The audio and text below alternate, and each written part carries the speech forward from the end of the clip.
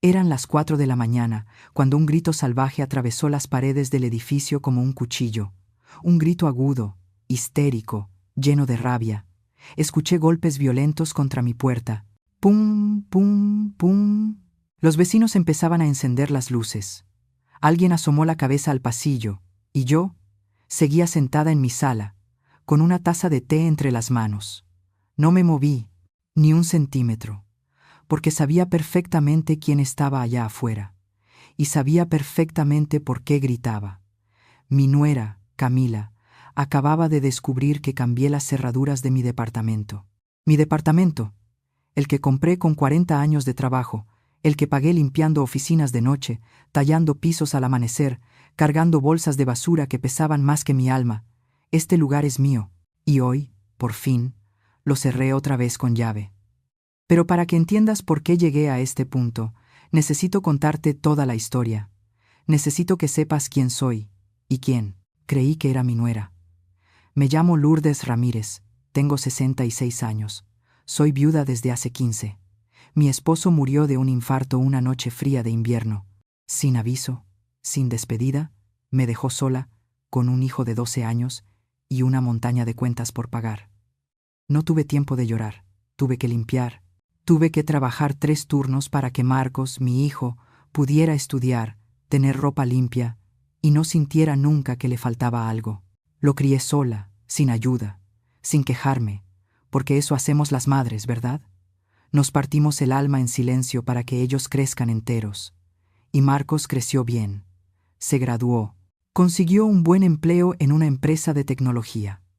Conoció a una muchacha, Camila, alta, de sonrisa perfecta, siempre con las uñas impecables. La primera vez que la vi pensé, qué elegante, qué educada, qué suerte tiene mi hijo.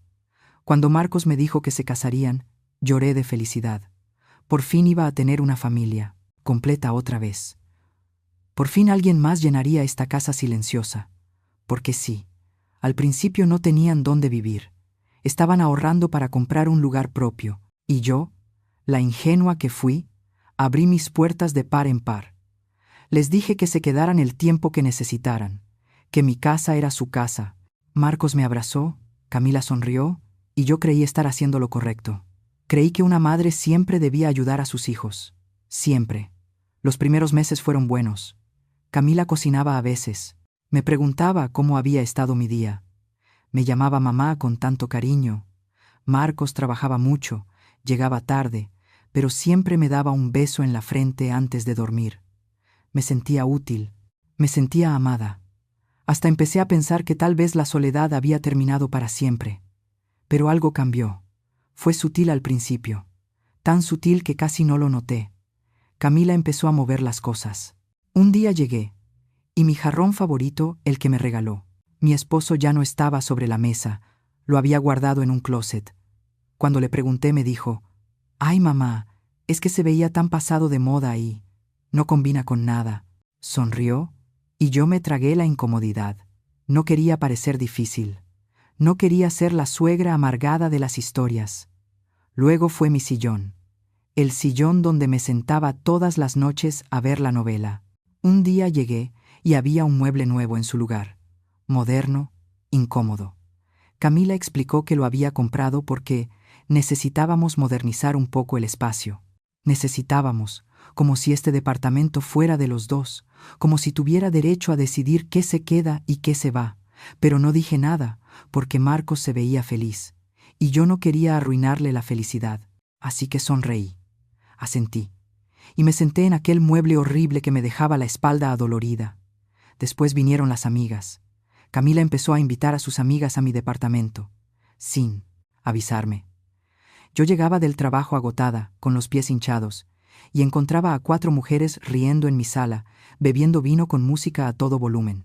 La primera vez que pasó, Camila me dijo, «Ay, perdón, mamá». Y lo peor de todo es que Camila nunca me dio las gracias. Nunca. Actuaba como si todo esto fuera su derecho, como si yo le debiera algo. Una noche llegué cansada, después de limpiar 3 pisos de oficinas. Me dolían las rodillas, la espalda, las manos. Solo quería llegar a casa, darme un baño caliente y acostarme a dormir. Pero cuando abrí la puerta, Me golpeó la música a todo volumen. Había una fiesta en mi sala, gente que no conocía, bebiendo, riendo, fumando. El humo me dio en la cara en cuanto entré. Me quedé helada en la entrada. Camila estaba en el centro, con una copa en la mano, riéndose con sus amigas. Cuando me vio, me saludó con la mano, como si no pasara nada. «Ay, mamá, no sabía que ibas a llegar tan temprano. Estamos celebrando. Vendí muchísimo esta semana», dijo, y siguió riéndose. Nadie me saludó, nadie bajó la música, nadie apagó su cigarro. Me sentí invisible, en mi propia casa, era invisible. Me encerré en mi recámara, lloré en silencio para que no me escucharan, y escuché la fiesta hasta las 3 de la mañana, hasta que se fueron, hasta que, por fin, volvió el silencio. Al día siguiente, cuando salí, encontré mi sala destruida. Vasos sucios por todas partes, manchas en el sofá, una botella rota en el piso. Y Camila dormía plácidamente en su cuarto. No limpió nada, así que limpié yo. Como siempre. Porque si no lo hacía, nadie lo haría. Y porque ya estaba acostumbrada a limpiar los desastres de los demás. Había limpiado las oficinas de otros durante 40 años. Y ahora limpiaba el desorden de mi nuera, en mi propia casa. Intenté hablar con Marcos otra vez. Esta vez lo busqué en su trabajo. Fui hasta su oficina. Necesitaba que me escuchara sin que Camila estuviera presente. Le conté todo. Le dije que ya no podía más, que necesitaba mi espacio, que me sentía aplastada en mi propia casa. Me escuchó, pero cuando terminé de hablar, suspiró profundamente y me dijo: «Mamá, sé que es difícil, pero estamos ahorrando dinero. Solo necesitamos unos meses más. Por favor, ten paciencia». Unos meses más. Ya llevaban 1 año y medio viviendo conmigo, y cada día era peor. Pero asentí, porque era mi hijo, porque lo amaba, porque no quería perderlo. Así que tragué mi dolor una vez más y regresé a casa en silencio. Pero entonces pasó algo que me heló la sangre. Una tarde, regresaba del mercado con las bolsas pesadas. Subí las escaleras despacio porque el elevador estaba descompuesto, y cuando llegué a mi piso, escuché voces dentro de mi departamento. Voces que no reconocía. Abrí la puerta con cuidado, y me quedé paralizada. Camila estaba, con un hombre de traje, elegante, con portafolios. Caminaban por mi sala como si estuvieran en una exhibición. El hombre tomaba notas, miraba las paredes, medía con la vista. Y entonces escuché las palabras que me rompieron el alma. «Este departamento tiene buen tamaño, excelente ubicación. Podría venderse fácilmente en unos 120,000 pesos, quizá más». Camila asintió, sonrió y dijo: «Perfecto. Mire, mi suegra ya está grande. Pronto va a necesitar mudarse a un lugar con más cuidados, y nosotros necesitamos nuestro propio espacio. Mi suegra ya está grande, como si fuera una carga. Como si yo fuera un problema que había que resolver. Como si mi vida, mi hogar, mi refugio, fueran algo de lo que había que deshacerse». Solté las bolsas. El ruido hizo que los dos se volvieran. Camila se puso pálida por un segundo. Solo un segundo. Luego recuperó su sonrisa falsa y dijo: «Ay, mamá, qué susto me diste. Este es el señor Duarte, agente inmobiliario. Solo me estaba dando unos consejos, ya sabes, pensando en el futuro, el futuro de mi departamento». El señor Duarte me miró incómodo. Murmuró algo sobre una llamada urgente y se fue apresurado. Camila se quedó ahí, aún sonriendo, como si no hubiera hecho nada malo. Le pregunté qué estaba haciendo. Y me respondió con toda calma, como si fuera lo más normal del mundo: «Mamá, solo estoy planeando. Marcos y yo lo hablamos. No puedes vivir sola para siempre. Este lugar es demasiado grande para ti. Sería mejor venderlo y mudarte a un sitio más cómodo, con enfermeras, con gente de tu edad. Un lugar con enfermeras, un asilo». Quería meterme a un asilo y vender mi departamento. El mismo que compré con mi sudor, con las manos partidas de tanto limpiar, con las noches sin dormir trabajando turnos dobles. Y ella quería quitármelo. Quería echarme de mi propia casa y quedarse con todo. Le dije que se fuera. Le grité que saliera de mi departamento inmediatamente. Ella se rió y me dijo: Ay, mamá, no seas dramática. Solo pienso en lo mejor para ti.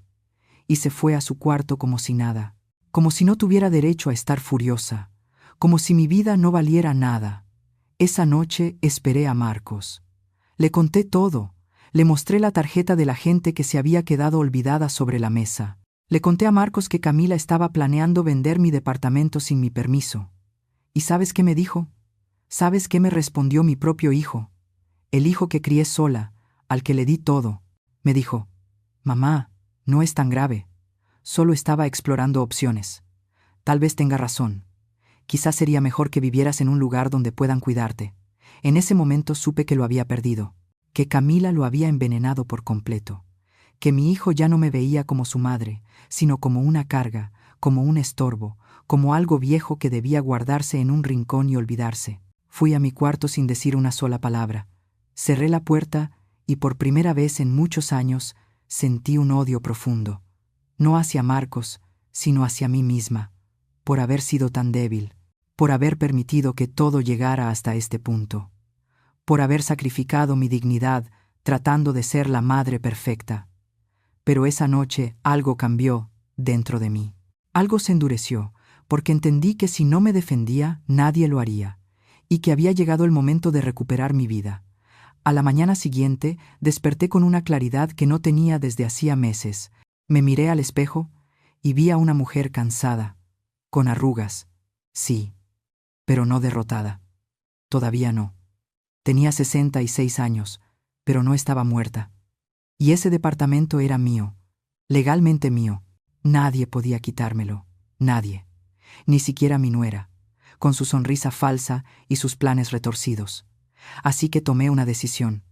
Iba a defenderme, pero no gritando, no llorando, sino de la manera más inteligente posible, con pruebas, con evidencia, con la ley de mi lado. Porque si 40 años limpiando oficinas me habían enseñado algo, era esto: los poderosos siempre tienen abogados, y los débiles tienen que ser más astutos. Esa tarde, después del trabajo, fui a buscar a Evelia, mi vecina del cuarto piso. Evelia tiene 70 años y ha vivido en este edificio más tiempo que yo. Es una mujer sabia, de esas que lo ven todo sin decir nada. Toqué a su puerta, y cuando me abrió, vio mi cara y supo enseguida que algo andaba mal. Me hizo pasar, me preparó un té y me escuchó. Le conté todo desde el principio: los muebles cambiados, la ropa que casi tiró, las fiestas, el agente inmobiliario, todo.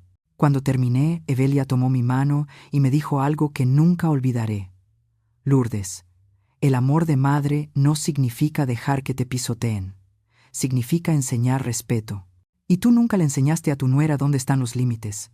Ahora tienes que marcarlos, antes de que sea demasiado tarde.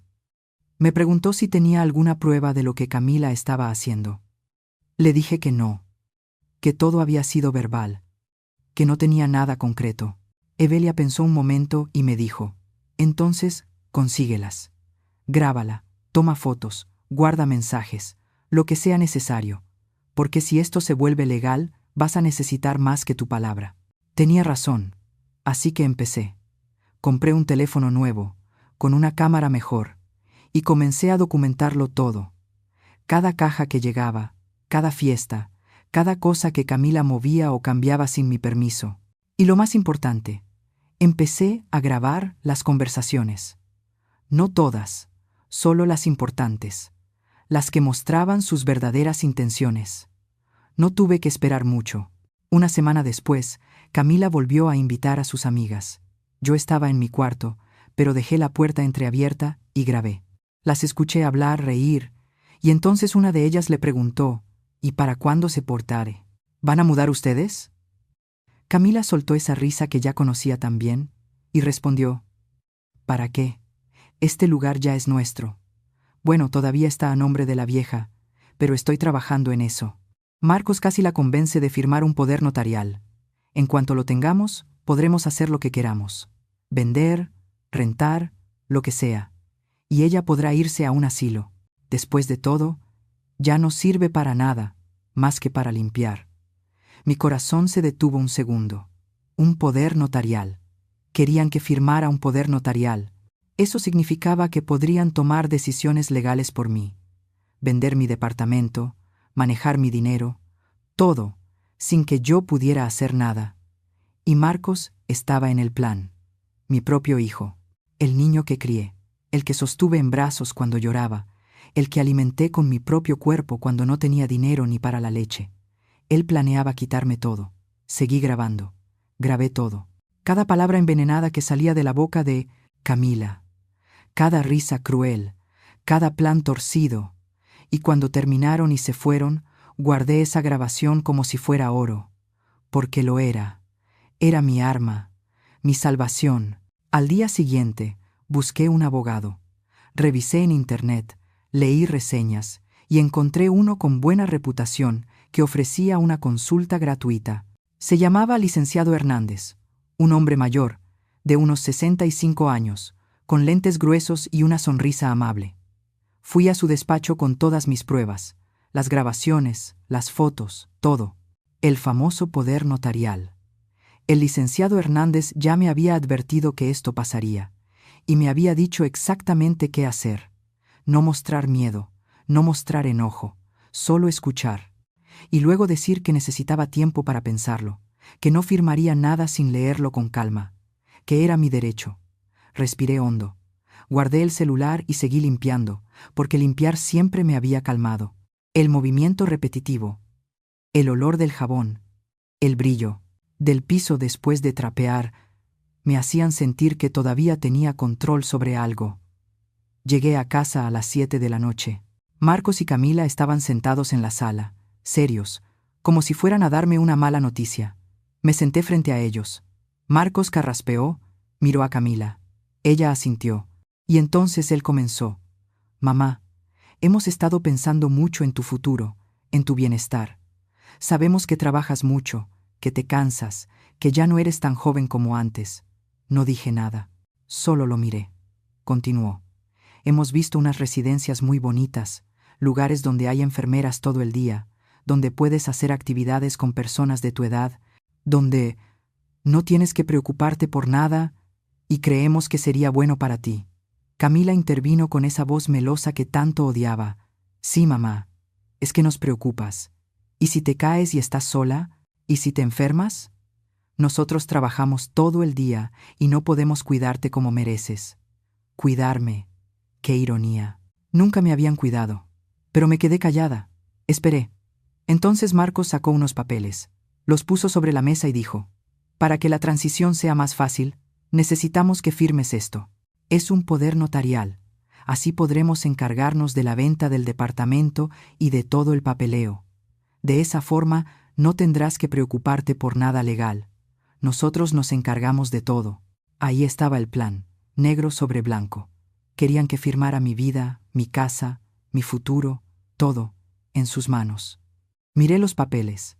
Luego los miré a ellos y con la voz más calmada que pude reunir, dije: necesito leer esto con cuidado y consultarlo con alguien.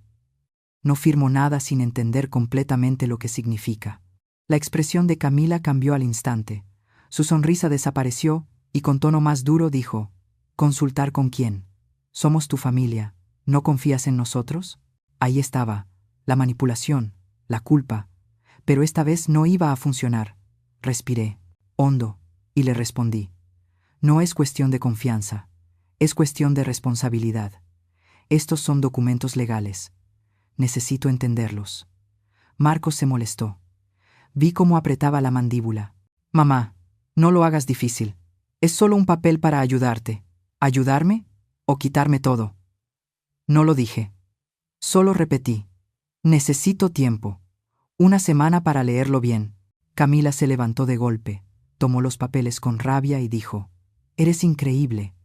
Te ofrecemos ayuda y nos tratas como si fuéramos criminales. Eres tan desagradecida. Y se fue a su cuarto dando un portazo. Marcos me miró con decepción. No dijo nada. Solo negó con la cabeza y fue tras ella. Me quedé sola en la sala, temblando, pero también sintiendo algo extraño. Orgullo. Porque no cedí, porque no firmé, porque dije no. Y ese era un poder que había olvidado que tenía. Esa noche escuché a Camila gritar desde su cuarto. No entendí todo lo que decía, pero oí palabras como terca, vieja, estúpida. Escuché a Marcos, tratando de calmarla. Y entonces oí algo que me rompió el corazón. Camila gritó: «Si no firma, tendremos que sacarla de otra forma. No podemos seguir esperando, este departamento vale mucho dinero y no voy a perderlo por culpa de tu madre». Y Marcos no dijo nada. No la detuvo, no me defendió. Solo hubo silencio. Y ese silencio me dijo todo lo que necesitaba saber. Mi hijo ya no estaba de mi lado. Tal vez nunca lo había estado. Tal vez siempre había estado del lado de su comodidad. A la mañana siguiente, llamé al licenciado Hernández. Le conté todo lo que había pasado. Me dijo que había hecho exactamente lo correcto, que nunca debía firmar nada y que ahora teníamos que acelerar el plan. Me preguntó si estaba lista para dar el siguiente paso: cambiar las cerraduras, recuperar mi espacio, desalojarlos legalmente de mi departamento. Le dije que sí, que estaba lista, que ya no podía vivir así, que prefería estar sola a sentirme invadida en mi propia casa. Me dijo que él conseguiría a un cerrajero de confianza, que lo haríamos un día en que Marcos y Camila no estuvieran, que sería rápido y legal, y que él estaría conmigo para cualquier cosa. Elegimos el día, un viernes. Marcos tenía una conferencia de trabajo que duraría todo el día. Camila había mencionado que iría a visitar a su madre por la tarde. Sería el momento perfecto. El licenciado coordinó todo. El cerrajero llegaría a las 2 de la tarde. Yo llamaría al trabajo para decir que estaba enferma. Y para las 4 en punto, mi departamento tendría cerraduras nuevas. Nadie podría entrar sin mi permiso. Nadie. La idea me llenaba de terror, pero también de una libertad que no había sentido en años. Porque por primera vez en mucho tiempo, yo iba a decidir quién entraba en mi vida y quién se quedaba afuera. Los días previos fueron una agonía. Camila actuaba como si nada hubiera pasado. Seguía moviéndose por mi casa como si fuera suya. Seguía trayendo cajas, seguía haciendo planes. Un día la escuché por teléfono hablando con alguien sobre remodelar la cocina. Mi cocina. Hablaba de colores, de gabinetes nuevos, de cambiarlo todo, como si yo ya no existiera, como si ya me hubiera ido. Y tal vez en su mente ya me había borrado. Pero yo seguía aquí, y pronto lo iba a descubrir. De la peor manera. La noche del jueves casi no dormí. Me quedé despierta mirando el techo, pensando en todo lo que iba a pasar, en cómo reaccionarían, en si Marcos me perdonaría alguna vez, en si estaba haciendo lo correcto. Pero entonces recordé las palabras de Evelia: el amor de madre no significa dejar que te pisoteen. Y recordé las del licenciado: no eres una mala madre por defenderte. Y recordé algo aún más importante. Recordé a la mujer que fui antes de todo esto, la que trabajaba 3 turnos, la que crió a un hijo sola, la que luchó contra el mundo sin rendirse. Esa mujer todavía estaba dentro de mí, solo había estado dormida, esperando el momento de despertar, y mañana iba a despertar rugiendo. Llegó el viernes. Me levanté temprano, más temprano de lo habitual. Preparé café. Lo bebí mirando por la ventana. El sol apenas salía. Todo estaba tranquilo, en paz. Era irónico, porque en unas horas todo iba a explotar. Marcos salió a las 7.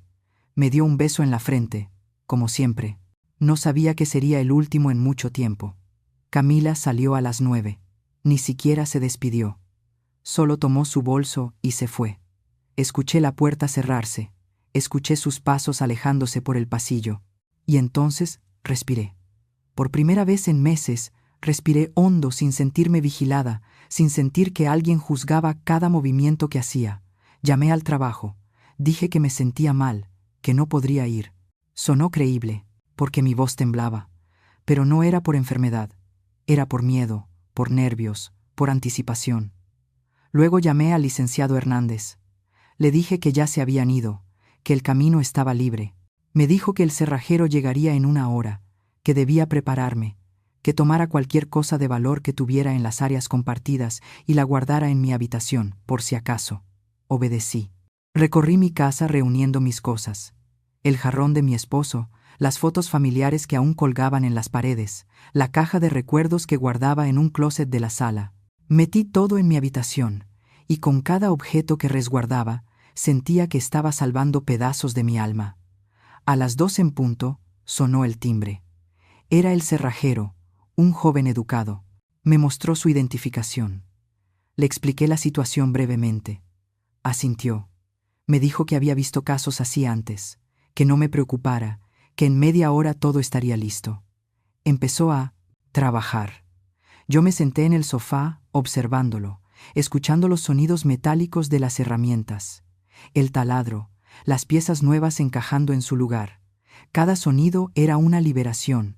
Cada pieza nueva era un escudo, una barrera, una forma de decir: esto es mío, y nadie más entrará sin mi permiso. 30 minutos después, me entregó 2 juegos de llaves nuevas. Me explicó cómo funcionaban. Me aseguró que nadie con las llaves viejas podría abrir la puerta. Me deseó suerte y se fue. Me quedé frente a la puerta, con las nuevas llaves en la mano, brillantes, pesadas, poderosas. Las apreté contra mi pecho y lloré. Lloré de alivio, lloré de miedo, lloré de culpa, pero, sobre todo, lloré de libertad.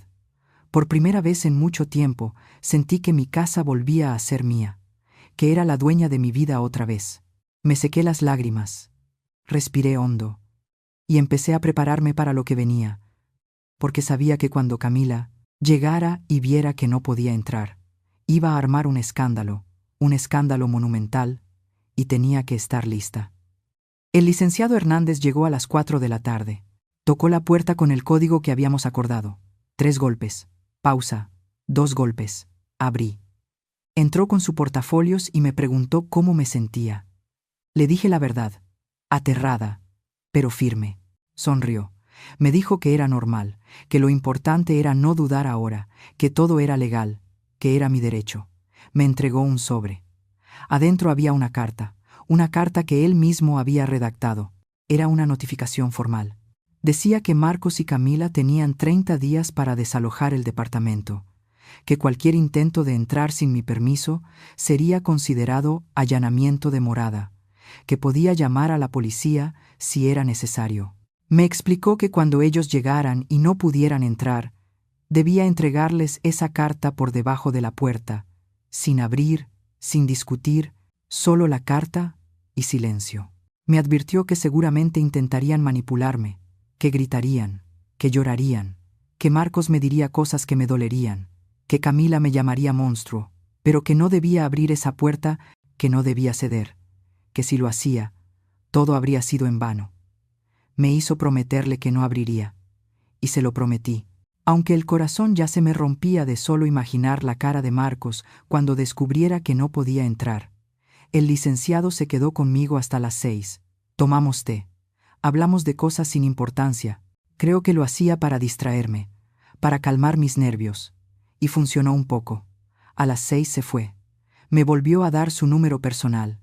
Me dijo que lo llamara si pasaba cualquier cosa, y se fue. Me quedé sola. Sola con mis llaves nuevas. Sola con mi decisión. Sola con mi miedo. Las horas pasaron lentamente. Tan lentamente. Me senté en la sala, ahora silenciosa, sin cajas, sin extraños, sin música a todo volumen, solo yo y el silencio. Un silencio hermoso, un silencio cuyo sonido ya había olvidado. Encendí la televisión, puse las noticias, pero no las veía. Mi mente estaba en la puerta, esperando, sabiendo que en cualquier momento todo iba a estallar. Y entonces, a las 11 de la noche, escuché el elevador. Escuché pasos, escuché voces. Marcos y Camila. Estaban llegando. El corazón me empezó a latir tan fuerte que pensé que se me iba a salir del pecho. Escuché cómo se acercaban. Escuché la llave entrar en la chapa. Y luego escuché el sonido que cambiaría todo.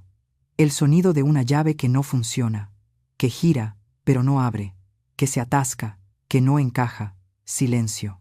Luego escuché la voz de Camila. ¿Qué pasa? ¿Por qué no abre? Marcos intentó otra vez. Nada. Intentó una vez más. Y otra. Y entonces lo oí decir, confundido, preocupado. No sirve. La llave no sirve. Camila probó con su llave. Nada tampoco. Y ahí empezó todo. Primero fue confusión. luego pánico, y finalmente, furia. Camila comenzó a golpear la puerta. «Mamá, abre la puerta. La llave no sirve. Ábrenos». No me moví. Seguí sentada en mi sofá, con el sobre entre las manos, respirando. Solo respirando. Los golpes se hicieron más fuertes, más desesperados. «Lourdes, abre esta puerta ahora mismo. ¿Qué hiciste? Cambiaste las cerraduras. Estás loca». Marcos también empezó a golpear. «Mamá, abre. ¿Qué pasa? Por favor, mamá». Su voz me partió el alma. Me rompió en dos. Pero no me levanté. No fui a la puerta. Me quedé ahí, firme, recordando todo lo que había pasado, todo lo que me habían hecho, todo lo que habían planeado hacerme. Y entonces Camila perdió el control por completo. Empezó a gritar como nunca antes la había escuchado. «Abre esta maldita puerta. Esta es mi casa. Todas mis cosas están adentro. No puedes hacernos esto. Esto es ilegal». Y golpeaba tan fuerte que pensé que iba a romper la puerta. Las luces de los vecinos empezaron a encenderse. Escuché puertas abriéndose. Alguien preguntó qué pasaba. Camila gritó que yo los había echado a la calle, que había cambiado las cerraduras sin avisarles, que yo era una vieja loca. Y entonces vino el grito que despertó a todo el edificio, el que hizo ladrar a los perros, el que cortó las paredes como un cuchillo. Camila gritó con toda su alma: «Lourdes, te vas a arrepentir de esto. Te lo juro, te vas a arrepentir». Y seguía golpeando. Marcos intentó calmarla, pero estaba fuera de sí. Y luego él también explotó. Empezó a gritar: «Mamá, ¿cómo pudiste? ¿Quién te dio permiso? Abre esta puerta ya. No puedes hacernos esto. Soy tu hijo». Y esas palabras me dolieron más que cualquier otra cosa, porque tenía razón. Era mi hijo, el hijo que crié, el hijo que amé. Y ahora estaba del otro lado de la puerta, gritándome, como si yo fuera su enemiga. Me levanté, caminé hacia la puerta con el sobre en la mano y lo deslicé por debajo. En silencio, el sobre apareció del otro lado. Hubo un breve silencio. Escuché que alguien lo recogía. Luego, el sonido del papel al romperse. Y entonces escuché la voz de Marcos, primero en silencio, después en voz baja, y finalmente en voz alta, para que Camila pudiera oír. «Aviso de desalojo. Tienen 30 días para retirar sus pertenencias. Cualquier intento de entrar sin autorización será reportado a las autoridades. Atentamente, Lourdes Ramírez». Camila explotó de nuevo. Pero esta vez no fue solo furia, fue histeria, fue pánico, porque acababa de entender que había perdido, que su plan había fallado, que yo no era la anciana tonta que ella creía. «Esto no puede ser real. Esto no es legal. No puedes echarnos así. Vivimos aquí, tenemos derechos», gritaba, con la voz quebrada. Golpeó la puerta, pero ya no con fuerza. Ahora eran golpes desesperados, de alguien que sabe que ha perdido. Marcos intentó hablar. Su voz era distinta, más suave, más rota. «Mamá, por favor, hablemos. Abre la puerta. Podemos arreglar esto. No tiene que ser así». Pero no respondí. Me quedé del otro lado, con la espalda apoyada en la puerta, sintiendo cada golpe como si fuera contra mi propio corazón. Pero no cedí. No abrí. Porque si abría en ese momento, todo habría sido en vano. Todo el dolor, todo el miedo, todo el valor que había reunido para llegar hasta aquí, todo se habría perdido en un segundo de debilidad. Escuché que Evelia salía de su departamento. Su voz era tranquila, pero firme. «Ya es medianoche. Están despertando a todo el edificio. Si no se calman, voy a llamar a la policía». Camila se volvió contra ella. «Esto no es asunto tuyo, vieja. Metiche, ocúpate de lo tuyo». Pero Evelia no se inmutó. «Mi asunto es poder dormir en paz. Y ustedes están alterando la paz. Tienen dos opciones. Se calman o llamo a la policía. Ustedes deciden». Marcos intervino. «Doña Evelia, por favor. Es un malentendido. Mi mamá nos encerró afuera. Necesitamos entrar». Evelia lo miró y con una voz que nunca le había escuchado, le dijo: «Marcos, conozco a tu madre desde que se mudó a este edificio. Es una buena mujer. Y si los dejó afuera, es porque tuvo sus razones. Buenas razones. Así que, por favor, Váyanse, o haré la llamada. Hubo más silencio, y entonces escuché los pasos de Camila alejándose, bajando las escaleras. Ni siquiera esperó el elevador. Corrió como un animal herido. Marcos se quedó un momento más. Escuché su respiración al otro lado de la puerta, pesada, cansada, derrotada. Y entonces habló. Pero esta vez no gritó. Habló tan bajo que tuve que acercarme a la puerta para oírlo.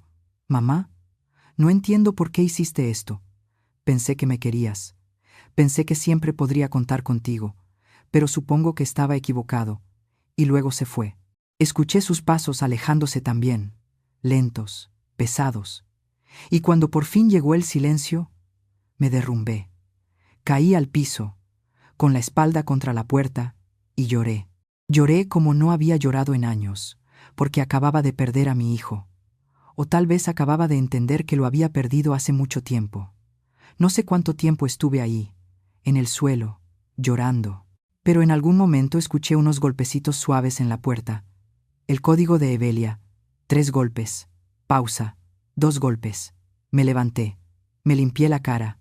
Abrí. Entró sin decir una palabra. Me abrazó. Y volví a llorar, pero esta vez en los brazos de alguien que me entendía, alguien que sabía lo difícil que había sido todo esto. Nos sentamos en el sofá. Evelia me preparó té, como siempre hacía, y cuando por fin pude hablar, le pregunté, ¿hice lo correcto? Ella tomó mi mano, me miró a los ojos y me dijo, Lourdes, hiciste lo único que podías hacer, defenderte, y eso nunca está mal, nunca. Me contó que había escuchado todo, que los demás vecinos también, que todos sabían lo que Camila había estado haciendo, que la habían visto entrar y salir con cajas, con gente extraña, que habían oído las fiestas, los gritos, que todos lo sabían, pero que nadie sabía cómo ayudarme, y que ahora todos estaban de mi lado, que si necesitaba testigos para cualquier asunto legal, ella sería la primera en declarar. Esas palabras me dieron una fuerza que no sabía que necesitaba, porque entendí que no estaba sola, que había personas que me veían, que me apoyaban, que comprendían mi dolor. Evelia se quedó conmigo hasta las 2 de la mañana, y cuando se fue, me sentí un poco menos rota, un poco menos sola. Fui a la cama, pero no pude dormir.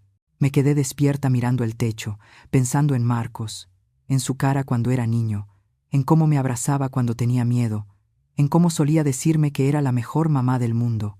¿Dónde había quedado ese niño? ¿Cuándo se había convertido en el hombre que me gritaba desde el otro lado de la puerta? ¿Cuándo había dejado de verme como su madre para empezar a verme como un estorbo? No tenía respuestas, solo preguntas y dolor, mucho dolor.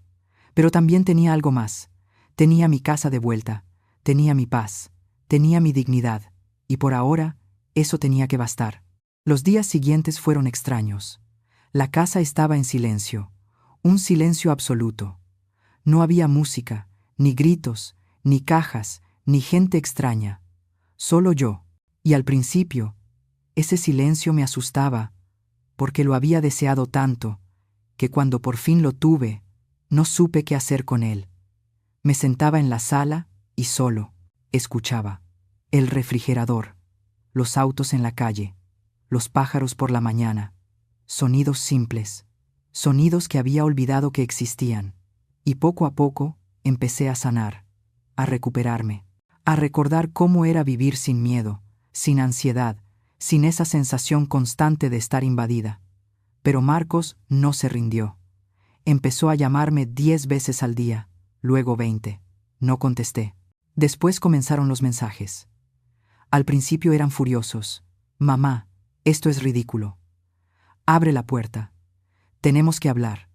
No puedes hacernos esto. Voy a conseguir un abogado. Pero no respondí.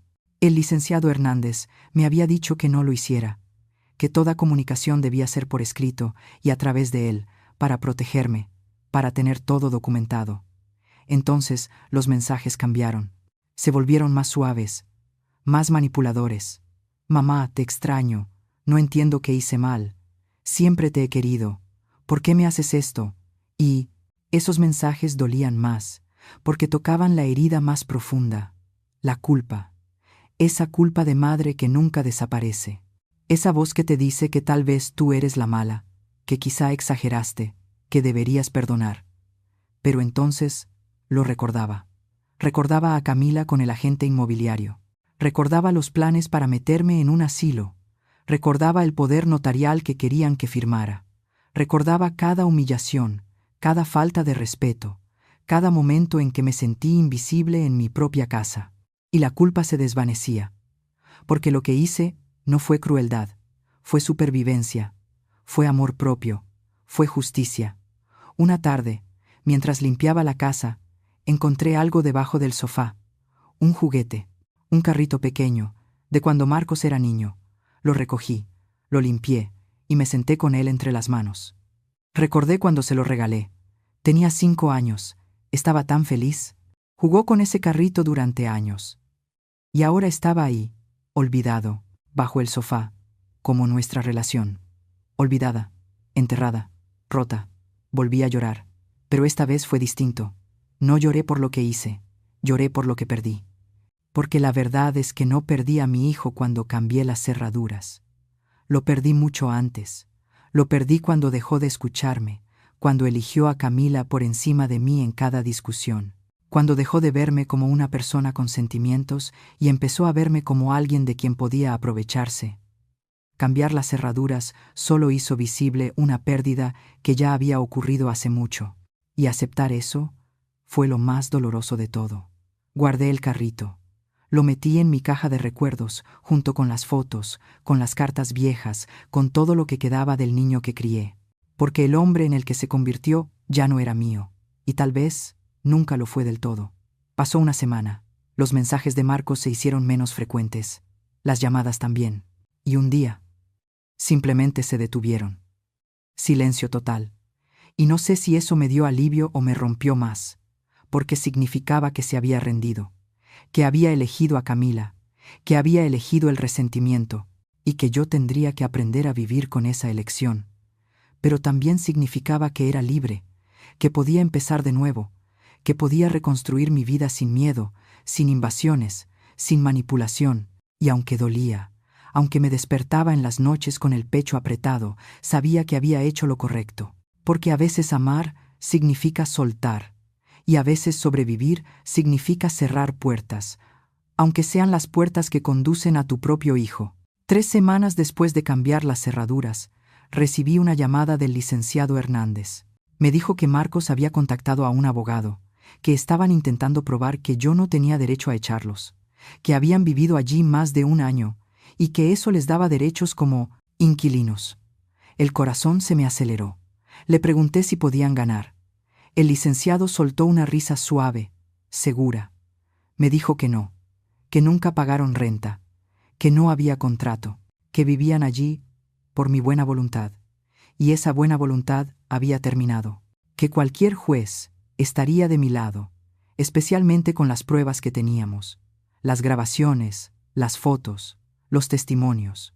Me dijo que no me preocupara, que él se encargaría de todo y que probablemente recibiría una carta del abogado de Marcos en unos días, que no respondiera, que se la enviara directamente. Y así lo hice. La carta llegó 4 días después. Era larga, llena de palabras legales que apenas entendía. Pero el mensaje era claro.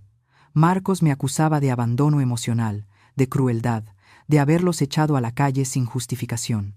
Decía que me había cuidado durante años, que me había apoyado, que yo estaba actuando de manera irracional por mi edad avanzada, que probablemente necesitaba ayuda psiquiátrica.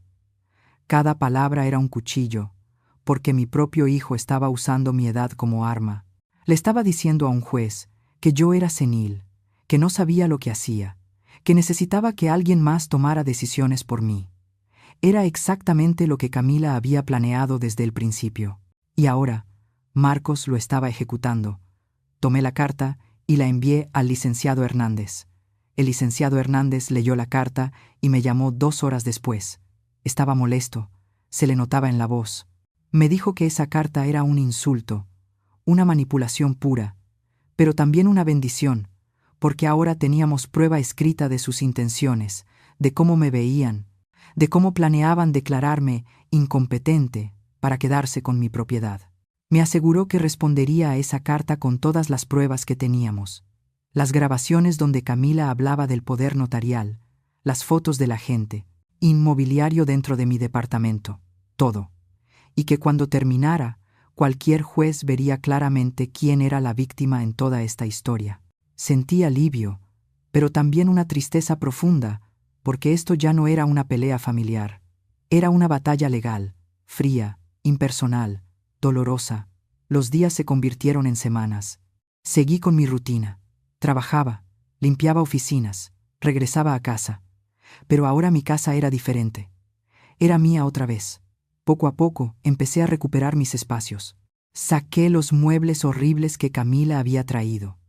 Los tiré a la basura. Volví a poner mi sillón viejo, el que me gustaba, el que era cómodo.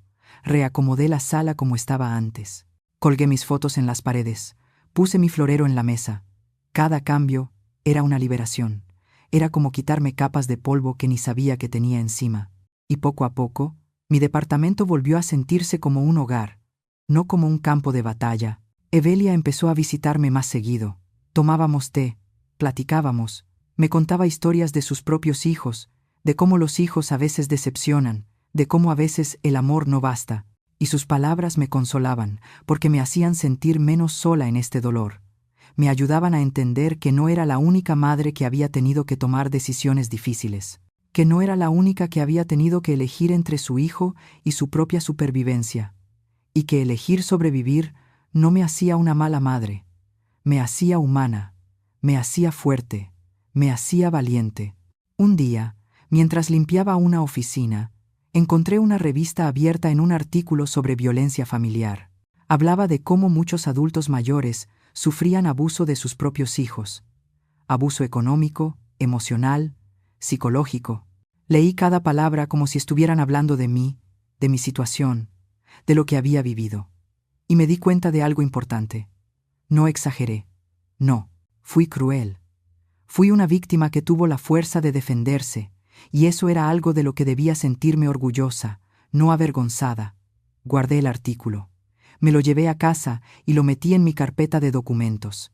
No para enseñárselo a nadie, sino para recordarme, en los días difíciles, que lo que viví fue real, que no lo imaginé, que no estaba loca.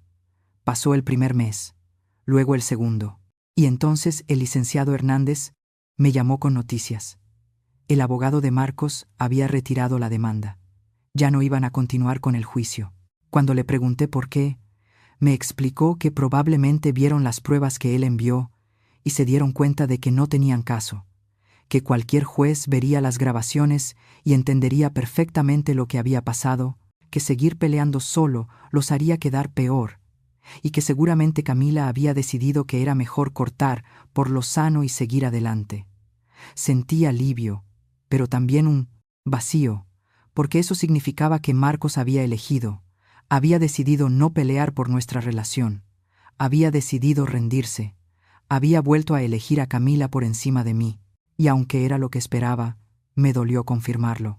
El licenciado también me dijo algo más. Durante el proceso legal, había investigado un poco más y descubrió que Camila tenía antecedentes, que ya había hecho algo similar con su familia anterior, con su primera pareja. Intentó quedarse con propiedades que no eran suyas. Manipuló, mintió, y cuando la descubrieron, simplemente se fue y buscó otra víctima. Marcos solo fue otra víctima. Y yo había sido el obstáculo que ella necesitaba quitar del camino. Escuchar eso me llenó de sentimientos encontrados. Por un lado, confirmaba que no estaba loca, que mis instintos habían sido correctos, pero por otro, significaba que mi hijo había sido manipulado, engañado, usado, y eso dolía de otra manera, porque significaba que quizá él también era una víctima que eligió no ver la verdad. Intenté contactarlo una vez. Después de saber todo eso, le mandé un mensaje, simple, directo. Marcos, necesito que sepas algo importante sobre Camila. Por favor, llámame. Esperé. Un día, 2, una semana. Nunca respondió. Y fue entonces cuando entendí que ya había tomado su decisión, que eligió creerle a ella, que eligió verme como la villana, y que no había nada que pudiera hacer para cambiarlo. La verdad ya no importaba. Los hechos ya no importaban, porque el amor es ciego, y a veces el amor nos hace elegir a las personas equivocadas y defender lo indefendible. Marcos había elegido su camino, y yo tenía que aceptarlo, aunque por dentro me estuviera partiendo en 1000 pedazos. Los meses pasaron, llegó el invierno, y con él una paz extraña, una paz que no había sentido en años. Despertaba sin ansiedad, sin miedo a encontrar a alguien en mi espacio, sin miedo a que algo de mi vida fuera tomado sin mi permiso. Mi departamento olía distinto ahora. Olfateaba café por las mañanas, caldo por las tardes. A limpio. A mío. Empecé a hacer cosas que había dejado de hacer. Planté flores en mi balcón. Compré cojines nuevos para el sofá. Pinté una pared de mi habitación de un tono durazno suave que siempre me había gustado. Pequeños cambios. Pequeñas formas de recuperar mi espacio, mi vida, mi identidad. Evelia me presentó a un grupo de mujeres del edificio. Nos reuníamos los jueves, jugábamos cartas, tomábamos té, platicábamos. Y me di cuenta de que muchas de ellas tenían historias parecidas. Hijos que no llamaban, familias complicadas, desilusiones. Pero también tenían risas, tenían amistad, tenían vida.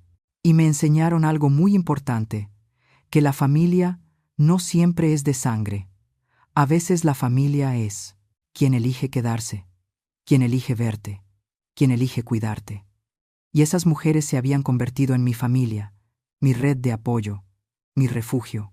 Una noche, viendo la televisión, vi una noticia. Una señora mayor había sido estafada por su propia hija. Le habían quitado su casa, sus ahorros, todo, y la habían dejado en la calle. La mujer lloraba en la entrevista. Decía que nunca pensó que su hija le haría eso, que confió, que amó y que lo perdió todo. Y mientras la veía llorar, entendí algo. Yo pude haber sido ella. Si no hubiera actuado, si no hubiera cambiado las cerraduras, si hubiera firmado aquel poder notarial, hoy estaría en la calle, sin casa, sin nada.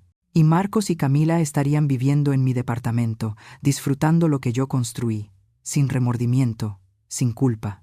Y esa realización borró el último rastro de culpa que me quedaba, porque entendí que no solo había salvado mi departamento, había salvado mi vida. 6 meses después de cambiar las cerraduras, mi vida había encontrado un nuevo ritmo. Despertaba temprano, hacía un poco de ejercicio, solo estiramientos y caminatas en el parque cerca de mi casa, algo que nunca pude hacer mientras Camila y Marcos vivían conmigo. Desayunaba en paz, leía el periódico, cosas pequeñas, sencillas, pero que me llenaban de una manera que no había sentido en años. Trabajaba mis turnos, regresaba a casa y mi casa me recibía con silencio. Un silencio que ya no me asustaba, un silencio que se había vuelto mi mejor compañero. Porque en ese silencio podía escucharme, podía pensar, podía sanar. Evelia organizó una pequeña cena en su departamento. Invitó a las mujeres del grupo de los jueves y a mí. Fue hermoso. Comida casera, risas, historias. Y en un momento de la noche, Evelia levantó su copa y dijo: «Quiero brindar por Lourdes, por su valentía, por enseñarnos que nunca es tarde para defendernos, por recordarnos que el amor propio no es egoísmo, es supervivencia». Todas brindaron, y yo lloré. Pero esta vez no de tristeza, sino de agradecimiento, porque esas mujeres me veían, me valoraban, me respetaban, y eso era algo que no había sentido en mucho tiempo. Me sentí parte de algo, de una comunidad, de una familia elegida, y eso sanó heridas que ni siquiera sabía que tenía. Una tarde, mientras limpiaba una oficina en el centro, recibí una llamada de un número desconocido. Por lo general no contesto a números así, pero algo me hizo hacerlo. Era una voz de mujer, joven, nerviosa. «Señora Lourdes, perdone que la moleste. Mi nombre es Sara. Soy amiga de Marcos. Necesito hablar con usted. Es urgente». El corazón se me detuvo. Le pregunté qué pasaba. Dudó un momento, y luego dijo: «Es sobre Camila. Necesita saber la verdad. ¿Podemos vernos?». Acepté. Quedamos de vernos al día siguiente, en una cafetería cerca de mi casa. Esa noche no pude dormir. Mi mente daba vueltas. ¿Qué verdad? ¿Qué había pasado? ¿Estaría bien Marcos? Las preguntas sin respuesta me mantuvieron despierta hasta el amanecer. Llegué a la cafetería 15 minutos antes. Pedí un té. Me senté en una mesa al fondo y esperé. Sara llegó puntual. Era una mujer de unos 30 años, elegante, con los ojos tristes. Se sentó frente a mí, pidió un café y empezó a hablar. Me contó que conocía a Marcos del trabajo, que habían sido amigos durante años, que conocía a Camila desde el principio y que nunca le había gustado, que siempre le vio algo falso, algo calculador, pero que nunca dijo nada porque no era su lugar. Me dijo que después de que Marcos y Camila se fueron de mi departamento, las cosas empeoraron, que rentaron un lugar pequeño, que Marcos trabajaba doble turno para pagar la renta, que Camila seguía con su negocio, pero gastaba todo en ropa y lujos, que peleaban constantemente. Sara me miró a los ojos y me dijo: «Señora Lourdes, Camila le fue infiel a Marcos varias veces, y cuando él se enteró, ella lo convenció de que era su culpa, que no la atendía, que trabajaba demasiado. Marcos la perdonó, porque está atrapado, porque ella lo manipula, igual que lo hizo con usted». Sentí un dolor profundo en el pecho, por mi hijo, por lo que estaba viviendo. Pero Sara no había terminado. Ella continuó: «Y hace 2 semanas, Marcos me llamó llorando. Me dijo que Camila se había ido, que lo dejó, que se llevó todo lo de valor que tenía, sus ahorros, su computadora, su ropa cara, todo. Y desapareció. Marcos está destruido, está solo, y apenas empieza a darse cuenta de todo, de cómo ella lo usó, de cómo los usó a los dos». Le pregunté por qué me estaba contando eso. Suspiró y me dijo: «Porque Marcos no va a llamarla. Tiene demasiado orgullo, demasiada vergüenza, pero necesita a su madre. Está roto, y sé que usted también está herida, pero pensé que debía saberlo, que debía tener la opción de decidir qué hacer con esta información». Le di las gracias. Le dije que necesitaba tiempo para procesarlo. Asintió, me dio su número y se fue. Me quedé sentada en esa cafetería 1 hora más, con el té frío entre las manos, mirando por la ventana, procesando, sintiendo, tratando de entender qué hacer con todo eso. Una parte de mí quería salir corriendo, encontrar a Marcos, abrazarlo, decirle que todo iba a estar bien. Pero otra parte, la parte que aún estaba sanando, me dijo que esperara, que esto no era mi responsabilidad, que Marcos tenía que aprender esa lección solo. Esa noche hablé con Evelia. Le conté todo. Escuchó sin interrumpirme. Y cuando terminé, me dijo algo que nunca olvidaré: «Lourdes, el hecho de que Camila lo haya dejado no borra lo que Marcos te hizo. No borra los gritos. No borra la carta de su abogado.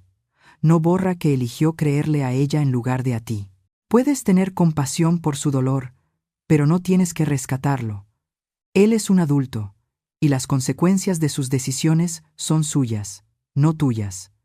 Tenía razón, y aunque dolía, aunque mi corazón de madre quería correr y salvarlo, mi cabeza sabía que no podía, que no debía, porque si lo hacía, le estaría enseñando que podía tratarme mal y que yo siempre estaría ahí. Y esa no era la lección que quería darle.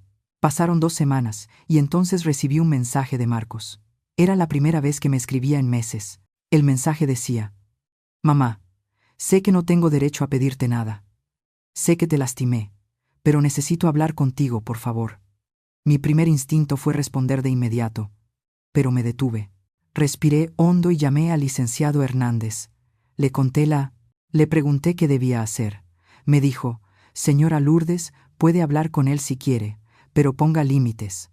Reúnase en un lugar público, no en su departamento, y no prometa nada. Solo escuche.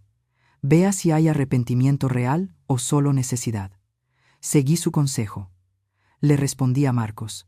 Le dije que podíamos vernos en una cafetería. Al día siguiente, a las 3 de la tarde, aceptó. Llegué a la cafetería nerviosa. No había visto a Marcos en 6 meses.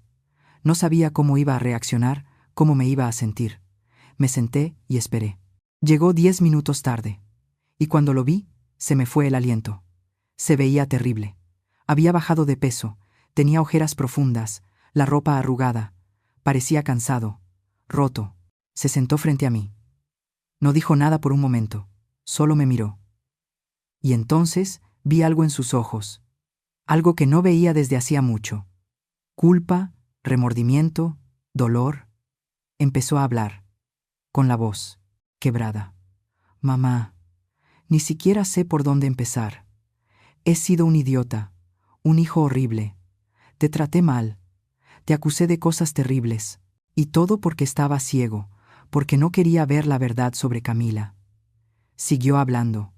Me contó todo, cómo Camila lo había manipulado, cómo lo convenció de que yo era el problema, cómo le mintió en tantas cosas, cómo lo usó y cómo finalmente lo dejó sin nada. Lloró. Mi hijo, ya adulto, lloró frente a mí como lo hacía cuando era niño. Y mi corazón se rompió, pero no me moví. No lo abracé, no lo consolé, porque necesitaba escuchar más. Necesitaba saber si realmente entendía lo que me había hecho o si solo buscaba consuelo porque Camila lo había dejado. Le pregunté directamente, Marcos, si Camila no te hubiera dejado, ¿estarías aquí ahora?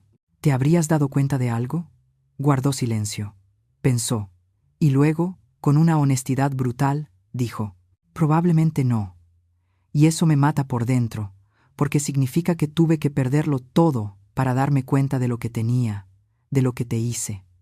Esa honestidad me dolió, pero también me dio esperanza, porque significaba que estaba siendo real, que no intentaba manipularme, que de verdad estaba enfrentando sus errores. Le pregunté qué esperaba de mí, qué quería. Respiró hondo y dijo, no espero que me perdones, no espero que me aceptes de nuevo. Solo necesitaba decirte, lo siento, que tenías razón en todo, que debía haberte escuchado, que debía haberte defendido, y que perder tu confianza es el precio más alto que he pagado en mi vida. Más alto que perder a Camila. Más que perder el dinero, perderte a ti fue lo peor. Y fue mi culpa. Sus palabras me llegaron hasta lo más profundo, porque eran las palabras que había necesitado escuchar.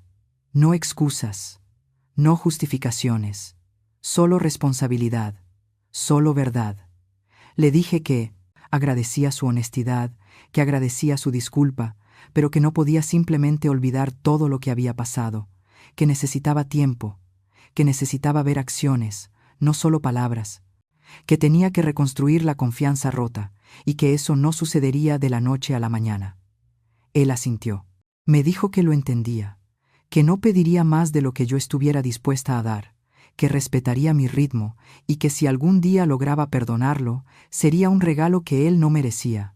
Nos quedamos en silencio un momento y luego le pregunté, ¿estás bien? ¿Tienes dónde vivir? Asintió. Me dijo que estaba rentando un cuartito, que trabajaba duro para recuperarse, que iba a terapia, que intentaba entender cómo había llegado tan lejos, cómo había perdido tanto de sí mismo. Nos despedimos ahí, en la cafetería.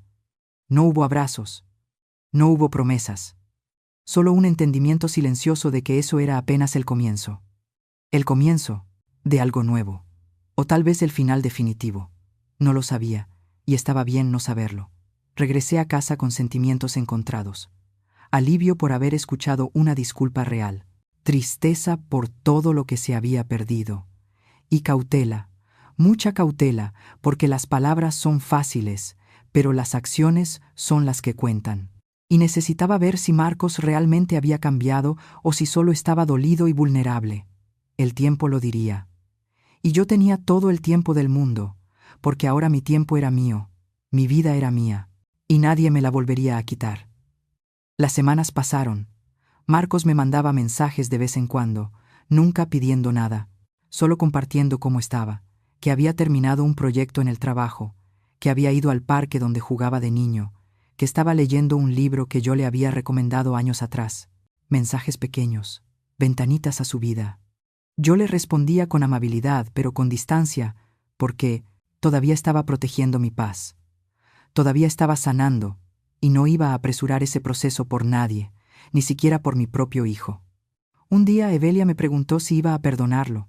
Le dije que no lo sabía, que el perdón no era un interruptor que pudiera encender y apagar, que era un proceso largo, doloroso, complicado, y que tal vez nunca llegaría por completo, y que eso estaba bien. Podía vivir con esa incertidumbre. 3 meses después de nuestro encuentro en la cafetería, Marcos me pidió vernos de nuevo. Esta vez, dijo que tenía algo que mostrarme. Acepté. Nos vimos en el mismo lugar. Llegó con una caja de cartón, llena de cosas. La puso sobre la mesa y empezó a sacar objetos. Mi florero, ese que Camila había guardado en el closet. Fotos familiares que habían desaparecido. Mis sábanas viejas. La cobija que me había regalado mi esposo. Cosas que pensé que había perdido para siempre.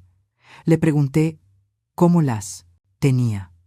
Me explicó que cuando Camila se fue, dejó varias cajas. Cajas con cosas que se había llevado de mi departamento sin mi permiso. Cosas que pensaba vender o tirar. Marcos las había guardado. Las había limpiado. Las había protegido. Y ahora me las devolvía. No es suficiente para compensar todo, me dijo. Pero quería que recuperaras lo que siempre fue tuyo. Tomé el florero entre mis manos. Lo limpié con la manga y las lágrimas empezaron a caer, porque no era solo un florero. Era un pedazo de mi esposo. Un pedazo de mi historia. Un pedazo de mí que creí perdido. Miré a Marcos, y por primera vez en meses vi a mi hijo. No al hombre que me gritó. No al hombre que eligió a Camila antes que a mí, sino al niño que crié. Al niño que me amaba. Al niño que aún estaba ahí, escondido bajo todo el dolor y los errores. Le di las gracias, con la voz entrecortada, y por primera vez, desde el día que cambié las cerraduras, sentí que tal vez había esperanza, que quizá no todo estaba perdido, que tal vez podríamos reconstruir algo, distinto a lo que habíamos tenido antes, más fuerte, más honesto, más real. Marcos empezó a visitarme una vez al mes, siempre en lugares públicos, nunca en mi departamento. Aún no estaba lista para eso, y él lo respetaba. Hablábamos de cosas sencillas, el trabajo, el clima, las películas. Nunca forzábamos conversaciones profundas. Dejábamos que la relación se reconstruyera sola, despacio, como una planta que fue arrancada de raíz y ahora trataba de crecer de nuevo. Era frágil, era delicado, pero era real, y eso bastaba por ahora. Evelia me dijo que estaba orgullosa de mí, que estaba manejando todo con sabiduría, que no me rendía demasiado rápido, pero tampoco cerraba la puerta por completo, que estaba encontrando equilibrio, y tenía razón. Estaba aprendiendo algo nuevo, que el amor de madre no significa sacrificarlo todo. Significa poner límites sanos, significa enseñar respeto, significa cuidarme a mí misma para poder cuidar a los demás. Un año después de cambiar las cerraduras, sucedió algo extraordinario. Marcos me invitó a cenar a un restaurante bonito. Fui nerviosa. No sabía qué esperar. Ya estaba sentado cuando llegué. Se veía distinto, mejor, más saludable, más en paz. Nos sentamos, pedimos la comida, y entonces sacó algo de su bolsillo. Era una llave, una simple llave. Me la entregó. Le pregunté qué era. Sonrió con tristeza y me dijo: «Es la llave de mi nuevo departamento, un lugar que pagué yo solo, con mi trabajo, sin ayuda de nadie. Quiero que la tengas tú. No porque espere que vengas, sino porque quiero que sepas que siempre habrá un lugar para ti en mi vida. Cuando estés lista, si algún día lo estás». Tomé la llave, la miré y sentí algo extraño. Orgullo. Orgullo por mi hijo, por su crecimiento, por su esfuerzo, por su independencia.